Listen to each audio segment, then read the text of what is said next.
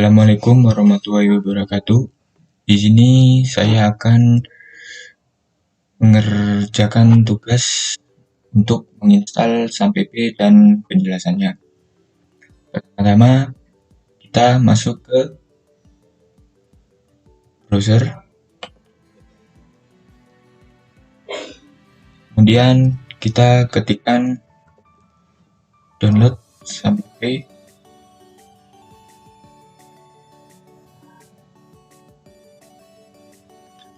Untuk pendownloadan SAMPP bisa menyesuaikan dengan spek laptop atau PC masing-masing. Di sini ada 3 pilihan, yaitu Windows, Linux, dan OS. Di sini saya menggunakan Windows dan download SAMPP sesuai spek laptop Anda. Di sini saya akan mendownload yang pertama ini. Cara mendownloadnya adalah tinggal klik dan tinggal tunggu saja sampai pendownloadan selesai. Di sini kebetulan saya sudah download aplikasi SAMPP.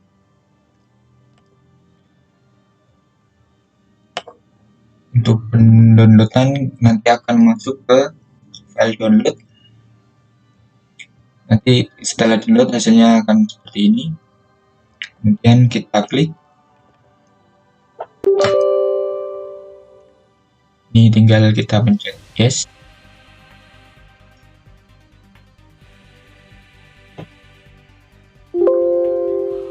Ini kita langsung oke saja.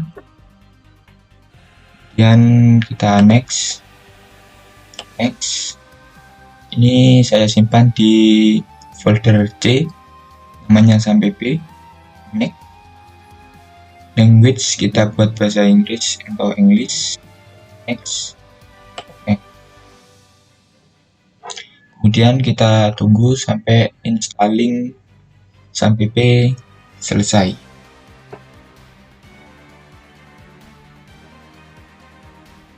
Kita tunggu creating installernya sampai selesai.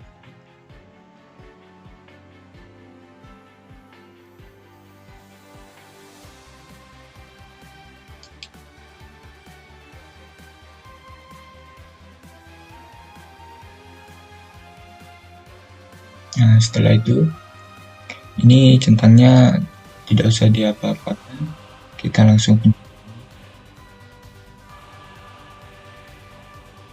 nah, kemudian inilah tampilan di dalam SAMPP tersebut.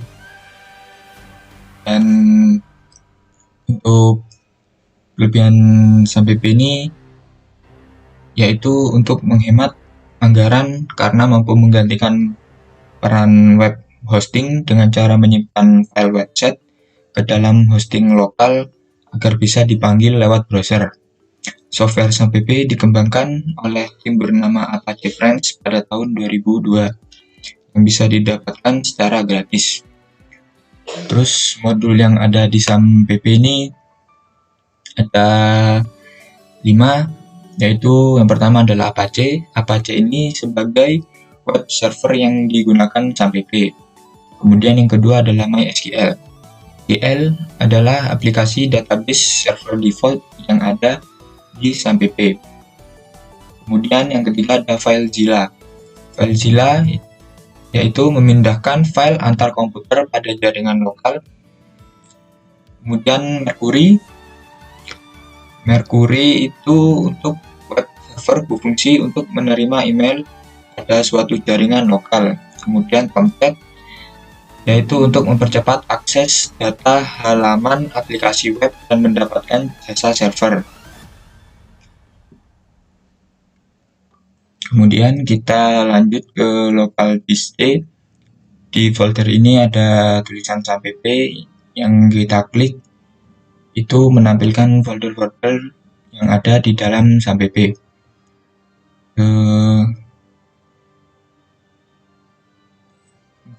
Dari file-file tersebut, yang pertama ada Apache. Apache itu membuat koneksi antara server dan browser milik visitor website seperti Firefox, Google Chrome, Safari, dan lain-lain. Kemudian ada CGI bin, yaitu direktori ini digunakan untuk menaruh file yang berupa semacam program yang dapat dieksekusi seperti counter, shopping, cart, dan lain-lain. Kemudian ada FileZilla. FileZilla adalah salah satu klien FTP paling populer yang digunakan oleh pengembang website profesional dan pemula.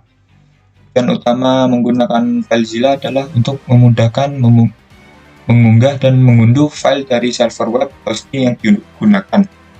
Kemudian ada htdocs, yaitu htdocs adalah komponen SAMPP dalam bentuk folder. Folder htdocs memiliki fungsi sebagai tempat penyimpanan folder dan file yang kemudian bisa ditampilkan melalui browser. Dalam hosting htdocs merupakan folder publik. Kemudian ada img.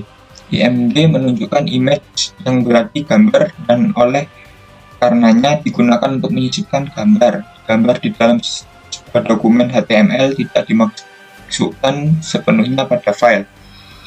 Kemudian ada install, yaitu untuk menyatukan berbagai komponen menjadi suatu sistem untuk memasang atau menambahkan beberapa fitur khusus pada suatu sistem. Kemudian ada lisensi. Lisensi itu berisi file lisensi dari aplikasi SAMPP. Kemudian ada lokal, yaitu untuk menguji apakah file tertentu disimpan dalam lokal tertentu. Kemudian ada mail output, untuk menampilkan file yang telah dikirim. Kemudian ada mail to disk, menyimpan file disimpan di disk penyimpanan. Kemudian ada MySQL, yaitu untuk menampilkan sekumpulan yang berisi database. Kemudian ada PHP,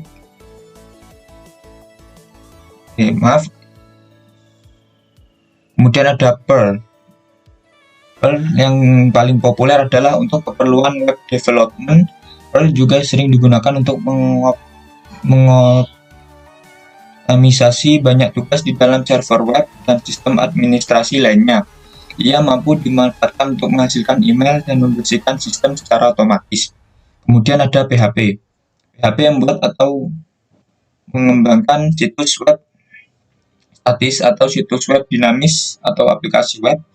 Walaupun sebenarnya bukan hanya PHP bahasa pemrograman yang bisa digunakan untuk memuat website. Kemudian ada PHPMyAdmin, yaitu PHPMyAdmin sangat populer digunakan untuk mengolah database karena bisa diakses melalui web browser. Selain yang sudah disebutkan sebelumnya, kita juga dapat memperbarui, mengubah, menghapus, mengimpor, dan mengekspor tabel database MySQL dengan menggunakan software ini. Kemudian ada SendMail.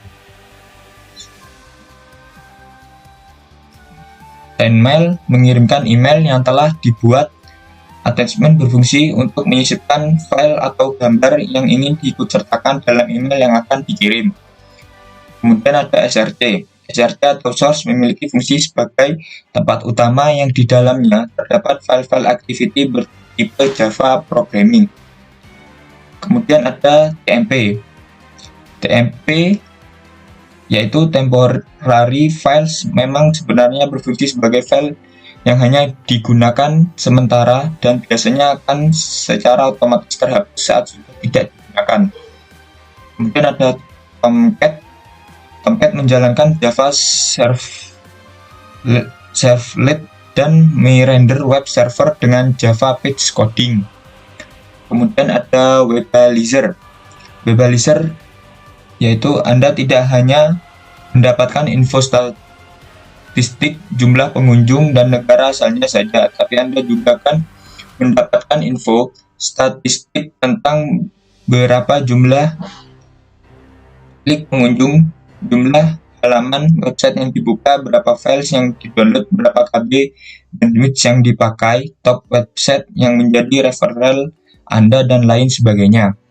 Kemudian yang terakhir ada WebDAV. WebDAV yaitu menyalin atau memindahkan, menghapus, dan membuat dilakukan dengan menggunakan HTTP. Mungkin itu saja yang bisa saya jelaskan.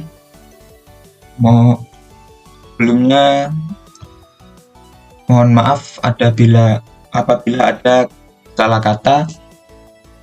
Wassalamualaikum warahmatullahi wabarakatuh.